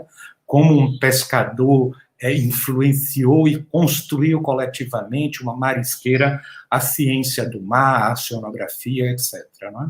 E é um território plural, que eu já estou terminando, aqui ninguém vê o tempo, eu não sei nem quanto tempo falta, mas tem uma série de fotografias agora, não é, mostrando a pluralidade do território do Titanzinho, não é? Paisagens belíssimas, a dinâmica costeira pulsante, não é? Os sedimentos estão transportados pelos ventos, aportam ali e ficam aprisionados, de certa forma, na praia do Titanzinho. Mostro agora as fotografias que foram obtidas durante a confecção dessa cartografia decolonial, e a cada uma das oficinas, foram 4 oficinas, nós íamos fazer atividades de campo. Então, cada uma destas rochas tem o seu nome, né? Tem uma rocha chamada Rocha do Amor, né? Porque tem uma piscininha ali, diz que muitas crianças ali no Titanzinho e Serviluz nasceram, né? Foram concebidas na piscina do amor, né? Jovens pescando, a plataforma de abrasão marinha, as rochas sedimentares. Uma outra fotografia que mostra a construção do mapa, muitas pessoas ao redor de uma mesa, apontando, não é? O cotidiano dessa comunidade. Eu mostro uma fotografia de uma rua onde tem uma oficina, as pessoas sentadas num banquinho, tem um prédio, um edifício estreito, não é, com um andar superior, onde tem uma escada assim, a espiral, mas no pé dessa escada tem um alambretinho, uma motoca, que o dono da casa aproveitou a tinta que pintou a casa de rosa e também pintou a sua motoca ali estacionada rosa. Né? Então, crianças elaborando, definindo os seus territórios e as nossas atividades de campo. E, para terminar, vocês podem acessar na internet, nós elaboramos e publicamos em 2000 o primeiro plano, não conheço outro a nível nacional, de uma planície costeira do município de Capuí para enfrentar as mudanças climáticas. Foram 13 oficinas, conversamos com mais de 200 pessoas, e esse plano tem como base definir, a partir da concepção dessas comunidades, quais são os serviços ecológicos fundamentais para a sua vida, não é? E quais as percepções de alterações. Por exemplo, não é? Tem várias cores, são histogramas, e as cores em torno de azul, mais clarinho, até verde, onde cada coluna do histograma representa um componente morfológico: praias, dunas, manguezais, falésias, tabuleiros, nascentes, riachos, lagoas, deltas de maré e carnaubal. E onde a comunidade, por exemplo, detectou salinização do lençol freático. O nível do mar já está subindo. O Wallace, um aluno nosso, fez a evolução da faixa de praia nos últimos 40 anos e demonstrou que ela é progressiva. E Capuí, nos seus 43 quilômetros, já está em uma erosão total, contínua. Né? Já existem vários muros, né, paredões de rochas para conter a erosão, e está salinizando o lençol freático, porque os terraços marinhos holocênicos, são praias antigas, abrangem grande área do município, e pequenas variações, para vocês terem uma ideia, poços que estão a 3 quilômetros da faixa de praia, quando a maré enche, esses poços jorram, não é? Porque são poços do aquífero. Então, a cunha salina empurra a água doce na maré alta, e na maré baixa a água doce entra no oceano e nas fissuras das rochas, na nossa plataforma continental. Antes que a água doce se misture com a água salgada, o peixe-boi marinho vai ali e toma a sua água. Não é? E quais as ações que devam ser enfrentadas, né? Então tem vários planos, né? E, para terminar, eu trago aí estas fotografias da Iana Soares Castelo Meirelles, não precisa dizer que é minha filha, e ela é uma fotógrafa premiada e trabalha muito em comunidades indígenas, comunidades tradicionais, ganhou o Prêmio Nacional de Fotógrafa no concurso do BNB, e eu pedi a ela umas fotografias do Titãzinho, e ela mandou, né, esta de não aceitamos o estaleiro, né, esse senhor tem um senhor sem blusa na janela, com a cara um pouco assim fechada, olhando de lado, dizendo, olha, não aceito isso. Tem uma foto de uma criança com o cabelo queimado do sol, um rosto iluminado pelo pôr do sol, tem outro jovem com um sorriso aberto, né, um jovem, e outra criança indo surfar. Então, era isso que eu queria falar para vocês, né, que, de fato, nós devemos enxergar essas populações que tem na nossa cidade diante destas nossas categorias de análise, né, que colocam que estas comunidades realmente são frágeis, né, mas especialmente foram fragilizadas, né, que são comunidades vulneráveis, mas que de fato foram vulnerabilizadas. E a cidade de Fortaleza, nessas ocupações, se você for analisar cada uma delas, estar ali em um processo de vulnerabilização pela mercantilização do solo, pelo latifúndio no nosso interior e pela crise climática, não é? Imagina vocês, ali no Titanzinho ainda tem sedimentos, mas com a subida do nível do mar, não é? Olha outra dimensão de racismo ambiental. Você vai para leste-oeste, estão construindo espigões, não é? Engordando artificialmente as praias, não é? E aquela comunidade, elas mesmas constroem os seus muros, que são muito simples, né? Inclusive resistindo às ondas pelo fato de serem amortizadas na plataforma de abrasão marinha, mas precisam de manutenção, de monitoramento, de engordamento da faixa de praia, de segurança na sua moradia, de justiça climática, de justiça ambiental, e de nós que construímos este pensamento crítico, não é? Combater o racismo ambiental. É isso, pessoal. Muito obrigado pela oportunidade. Não sei se vocês estão me vendo. Muito obrigado pela oportunidade e espero outra vez participar de um ambiente tão importante como vocês da Semana de Ciências Ambientais do Labomar, tão especialmente construiu para a sociedade. Obrigado. Nós que agradecemos, professor, pode ter certeza. Estou adicionando aqui também o professor Marcelo Soares, o professor Jader. Vamos responder agora, né, as perguntas, as dúvidas. São muitos os elogios. Então, a primeira dúvida é do professor Fábio, certo? Eu vou compartilhar aqui a pergunta dele aqui na tela para todos, que gostaria de fazer a pergunta para o professor Jader e o professor Jeová. Como vocês veem o projeto Fortaleza 2040, diante da situação de vulnerabilidade social e ambiental percebida atualmente na nossa cidade?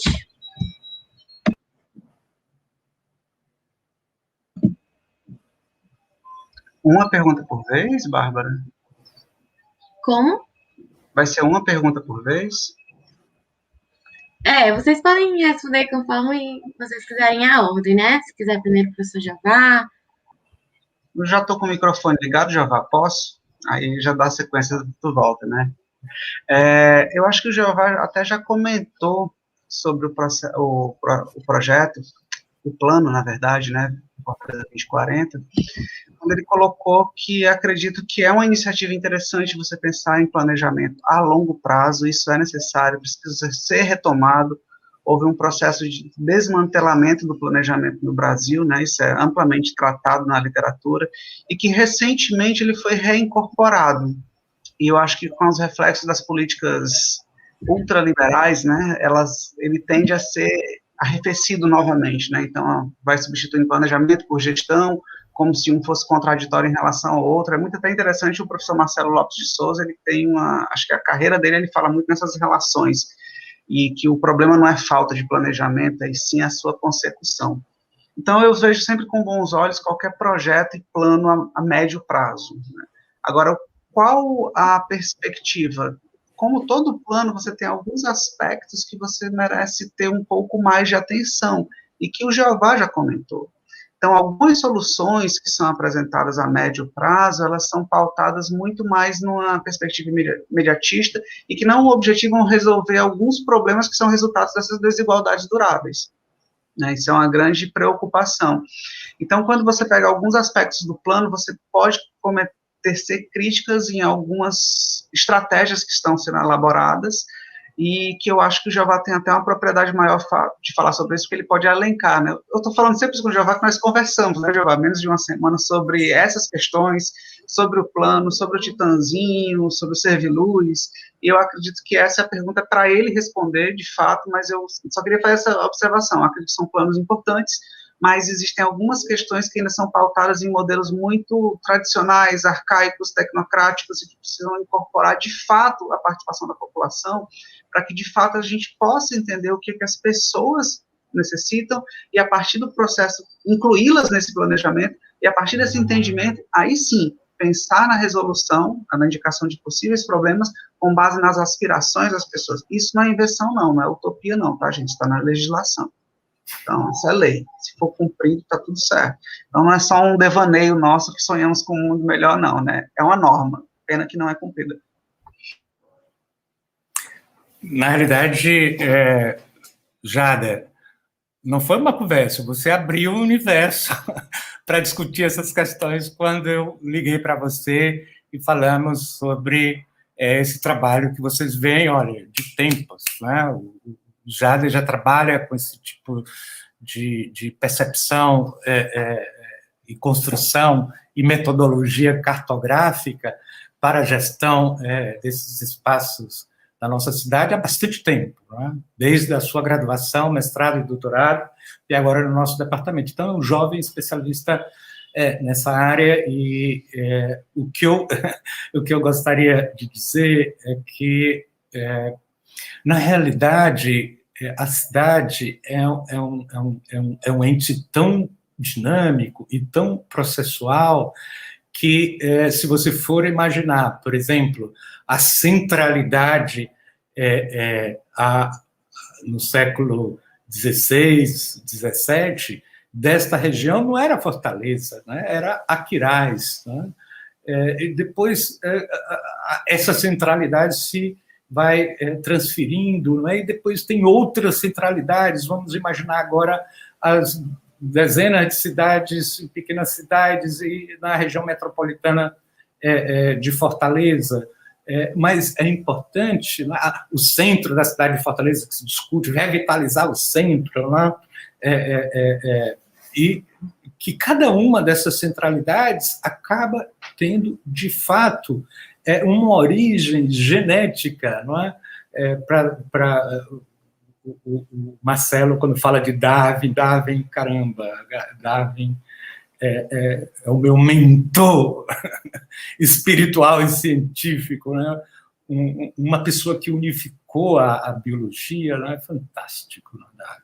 Então, essa vida primeva, não é? Essa vida central, com as suas periferias, e depois cada uma dessas periferias com novas centralidades, com essas novas centralidades criando novas periferias, tem uma construção, né? Tem um fio condutor que é a mercantilização desses espaços, né? Que é a completa ausência do Estado na definição de áreas mais adequadas para destinar populações que estão crescendo na nossa cidade, né? Não estou dizendo que não existiram projetos de condomínios, né, de construção popular, Minha Casa Minha Vida, isso foi fantástico, né, Luz para Todos e tal. Né? Mas planejar a cidade para o ano 2040 é uma tarefa importante, ela deve ser realizada, e pelo que eu acompanhei, tem um grupo de pesquisadores que também constrói essa percepção de cidades ambientalmente adequadas e justas, não é? Mas nós temos que compreender a cidade com estas suas centralidades e com essas suas periferias, e cada uma delas conectadas, não é? Pela ciência, pela percepção da ferramenta, que aquela ferramenta, na realidade, é fundamental para construir um banco de dados, e esse banco de dados deve, inclusive, com uma informação adequada, disponibilizar estas estruturas para essas populações que apresentam risco e que, de fato, os conflitos surgem quando elas começam a representar um risco com o processo de revalorização dessas áreas, não é? Pela dinâmica socioeconômica e empresarial da cidade de Fortaleza, e são retiradas, não é? E comunidades que estão ali, toda a estrutura de racismo ambiental, de inequidade, de injustiça social, Imagine vocês se estão em casa assistindo o Big Brother, uma pessoa bate na porta e diz, você entra, daqui a 3 meses vocês vão ter que sair. Aí, como? Aí, quando ele sai de fora da casa, já tem um X de tinta pintado naquela casa. Não é? Muito provavelmente, aquela pessoa não vai sair, porque é classe média, média alta, não é? Mas imagine o que ela vai gastar e qual o conflito que vai gerar na família, no trabalho e na organização social desses grupos com essas casas destinadas a serem retiradas. Não é? São essas questões que nós analisamos. Ora, saneamento básico, arborização, acessibilidade, projetos culturais, todas estas, todos esses equipamentos, vamos dizer assim, existem na comunidade do Titanzinho e grande parte deles foi construído pela própria comunidade. Não é? E são projetos bastante acessíveis para a economia do Estado e representam, não é, um ganho social com a melhoria de qualidade de vida daquelas populações incalculável. Não é? Então, sempre a gente acompanhar, é uma ferramenta importante, mas sempre está aí, como o Marcelo, está de olho nas unidades de conservação, o Jade de olho na cidade, não é? Os estudantes das ciências ambientais de olho nas conexões, nas inter-relações, na pluralidade, na multiplicidade, na inter e multidisciplinaridade. Não é? Isso de fato, o que deve, de certa forma, orientar a nossa percepção de espaço, lugar e território. Temos mais outra pergunta agora para o professor Jader, que vocês pretendem também relacionar os dados com mortes por doença respiratória grave? No primeiro momento, não. Até nesse momento, a gente está fazendo uma atualização desses dados, estou produzindo um texto junto com o professor Storge e a professora Adriane, e acredito que nós, nesse momento, não. Só quando talvez tiver passado o período da pandemia, ou seja, quando nós estivermos imunizados, dado a logística dos especialistas de logística que conduzem, né, eu acho que lá para 2023 a gente talvez consiga fazer associação com as outras enfermidades. Então, a gente está associando sempre as questões da Covid com a precariedade das populações. O nosso foco em si não é a geografia da saúde, mas em si é a manifestação territorial de um problema social. Né? Então, a gente tenta fazer alguns links com as questões ambientais, com as questões de desigualdade social, tentar entender os processos de segregação. Então, esse é o nosso foco. Mas, no futuro, a gente pode fazer uma correlação até para mostrar que, realmente, o impacto foi muito significativo comparando com outras enfermidades. Tem alguns colegas que trabalham com isso também na saúde pública, que já desenvolvemos algumas pesquisas, mas, a priori, não. Agora, a pergunta da cultura regenerativa, através da Luciana Rodrigues. A dúvida é viver dignamente implica todos os direitos previstos na Carta Magna, professor?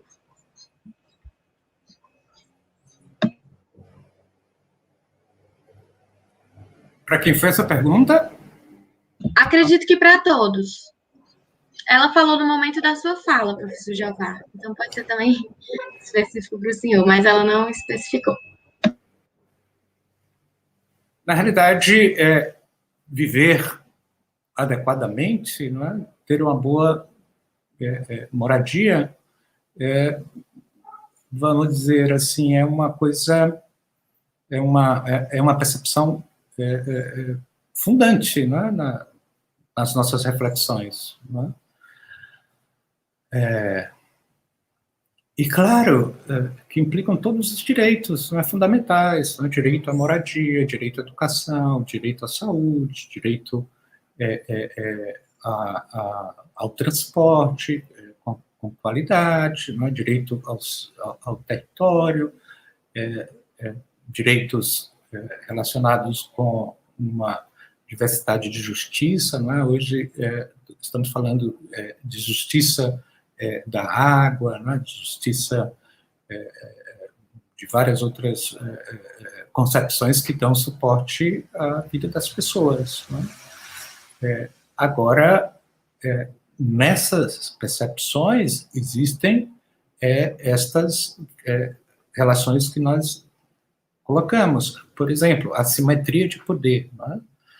Grupos sociais, como o Jari bem representou nos mapas, né, que estão, de certa forma, imunes, né, muito mais protegidos de doenças infecto-contagiosas, e etc., etc., até mesmo da Covid-19, e tem outras populações, maioria negra, né, pobres, pessoas com baixíssima renda, né, que estão sendo empobrecidas, né, muito rapidamente, e principalmente nesses 2 últimos anos, a Constituição está sendo rasgada, não adianta a gente aprofundar mais sobre essas questões, porque, na realidade, estão colapsando, não é, em todas as dimensões do nosso país, e principalmente a dimensão ambiental e social, né?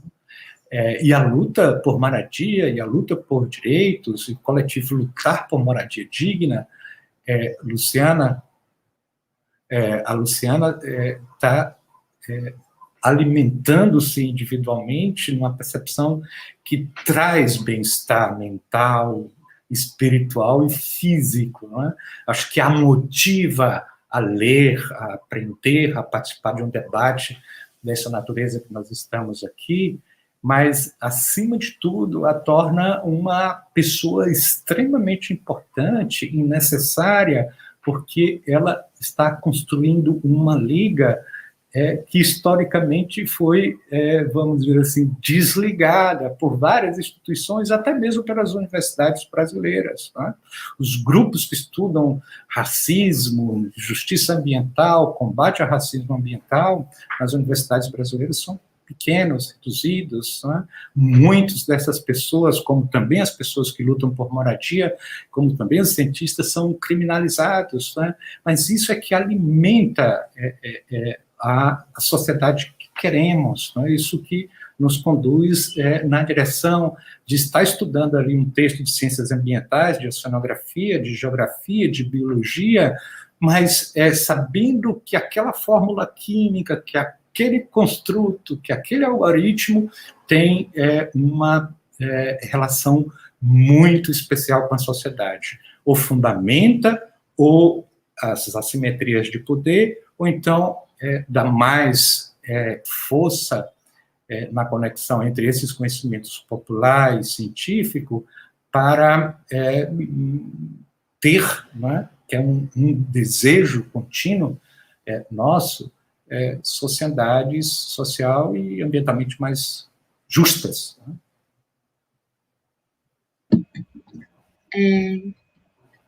Agora a última pergunta, né, será para o professor Marcelo, do estudante César, que ele gostaria de saber o que é que o professor Marcelo, né, acha da exclusão do componente da saúde na construção do EIA-RIMA e como isso impacta na saúde da população. Opa, obrigado pela pergunta, né? César é um absurdo, né? Porque, a priori, para começar, é ilegal. Porque no artigo 1, inciso 1, fala bem claramente, a resolução CONAMA 0186, que ele fala sobre impactos ambientais, ele fala saúde e bem-estar da população. Então, para começar, o EIA-RIMA ele tem que ter uma avaliação muito clara da questão da saúde. O Jeová até falou na fala dele, né? A gente teve vários empreendimentos aqui no Ceará, né, que geraram gravíssimos problemas de saúde, né? O Jeová estava até envolvido naquela questão da correia, por exemplo, de transporte de carvão, né, lá no PECEM, né?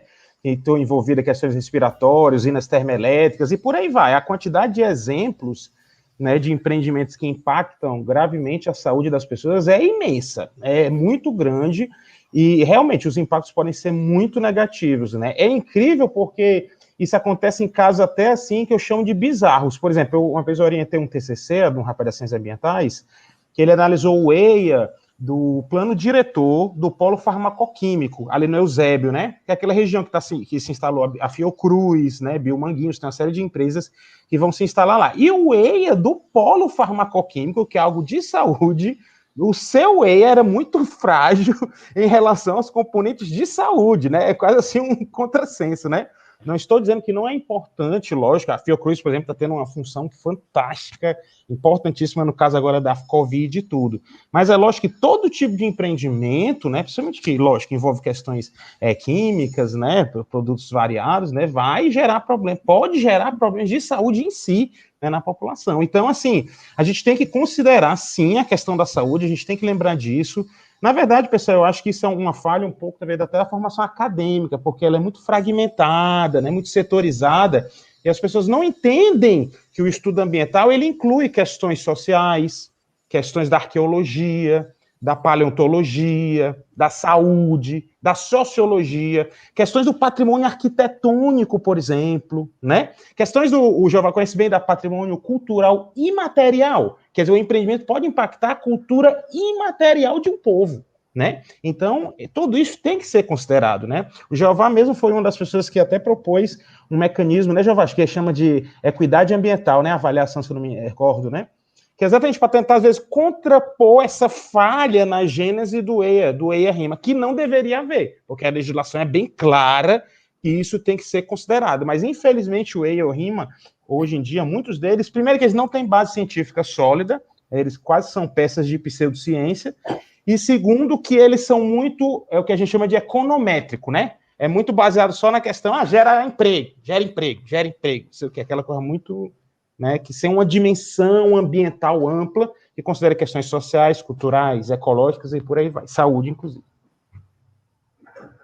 Queria só dizer que uma das propostas de quase, vamos lá, sem medo de errar, 99,9% desses estudos é sempre como medida compensatória construir um posto de saúde ou um hospital, né? Caso ali do Complexo Industrial e Portuário do Pecém, né? E a avaliação de equidade ambiental, Marcelo, que você tocou, é uma metodologia que está sendo construída pela Rede Brasileira de Justiça Ambiental há bastante tempo, e eu faço parte da Rede Brasileira de Justiça Ambiental, alguns colegas aqui do nosso departamento, é fantástico. Dá ciência, para ciências ambientais, uma leitura obrigatória, como Darwin e Carl Sagan. E só fazer um parênteses também, a pergunta para o Marcelo, mas meter um pouco, eu estava discutindo justamente com alguns colegas que faziam parte, eu sou representante no COEMA, e há uma reivindicação das secretarias de saúde para discutir justamente essa questão dos estudos ambientais, nos EIA-RIMAs especificamente, a questão da saúde, porque às vezes é implementado um equipamento e o prejuízo que ele causa em saúde para a população é maior ao Estado do que o benefício em função da sua arrecadação. E o exemplo que foi discutido até com alguns colegas da Fiocruz também era justamente o PCM, né, em função das realocações. Uma comunidade foi realocada, ou seja, foi retirada do lugar para ir para um canto, depois ela teve que sair de novo em função dos problemas com a fuligem do carvão, né. Então, começava a se considerar que os malefícios à saúde eram maiores do que os benefícios econômicos que poderiam ser em determinadas atividades. Agora, realmente, finalizando as perguntas, certo? Temos a pergunta do Victor Arraes, perguntando para o professor Jeová. Utilizar as cartografias decoloniais possibilita o acesso a legislações pertinentes para proteger as comunidades urbanas vulnerabilizadas? Vitor, gostei demais da sua pergunta. Primeiro, por ter utilizado o termo comunidades urbanas vulnerabilizadas. Segundo, a Dilma publicou, acho que em 2012, 2013, não sei, por aí,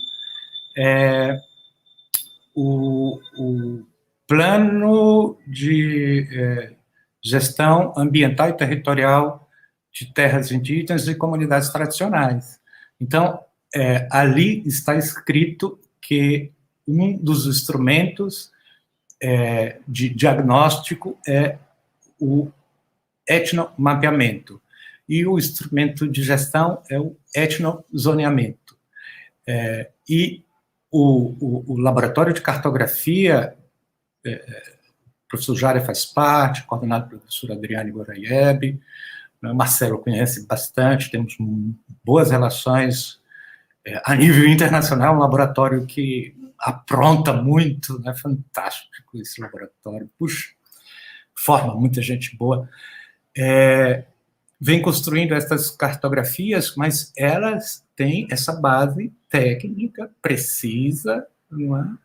Claro que a cartografia também é um processo, vem por acréscimo. No final você tem um mapa, mas são, às vezes, várias oficinas, né? Então se constrói a percepção coletiva do território, principalmente daqueles mais jovens, com a presença dos mais antigos e a participação das crianças pintando, por exemplo, né?